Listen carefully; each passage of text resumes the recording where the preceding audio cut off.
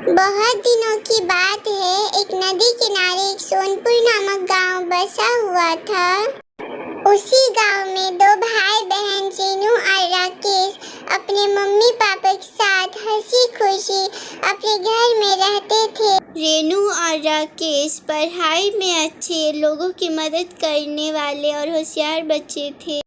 एक दिन जब वह बगीचे में खेल रहे थे तो खेलते खेलते वह दोनों एक नदी किनारे पहुंचे। पहुंचने के बाद उन्होंने देखा कि एक आदमी डूब रहा है और बचाओ बचाओ चिल्ला रहा है। फिर राकेश तैर करके उस आदमी का मदद किया और उस आदमी को तालाब से बाहर निकाला और वो आदमी उन दोनों का धन्यवाद किया। एक शाम जब वो खेलने के बाद घर जा रहे थे तो उन्हें झाड़ियों के पीछे से कुछ आवाज सुनाई दिया, जहाँ पर कुछ लुटेरे बात कर रहे थे। ध्यान से सुनो, आज हमें पूरे गांव को लूटना है, तैयार रहना। अब हम क्या करें? लुटेरे तो अब हमें लूट लेंगे। हमें जल्दी से ये बात मम्मी पापा को बतानी चाहिए।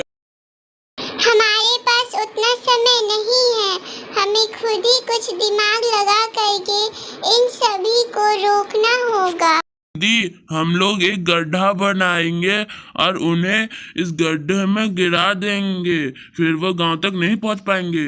फिर उन दोनों ने मिल करके एक बड़ा सा गड्ढा बनाया और उनको पत्थर और पत्तियों से ढक दिए।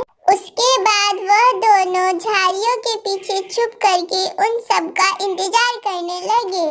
फिर जब लुटेरे वहां आए तो उन्होंने गड्ढे को नहीं देखा और इस गड्ढे में गिर गए। आओ दीदी, हमारी प्लान कामयाब हो गई, वो गड्ढे में गिर गए। तो अब हमें मम्मी पापा और बाकी सबको ये बात बतानी चाहिए और पुलिस के हवाले इन लुटेरों को कर देनी चाहिए। सभी गाँव वाले उनकी बातें सुनकर उनकी तारीफ करने लगे। वाह, इन्होंने क्या काम किया है। आप लोगों के बच्चों ने बहुत बड़े लुटेरों के गैंग को पकड़ा है। आप लोगों को सरकार की तरफ से इनाम दिया जाएगा। वाह मेरे बच्चों, मुझे तुम पर गर्व है। हाँ बच्चों, तो फिर से उन्होंने अपनी समझदारी से लोगों की मदद की और अपनी जिंदगी हंसी खुशी बिताई।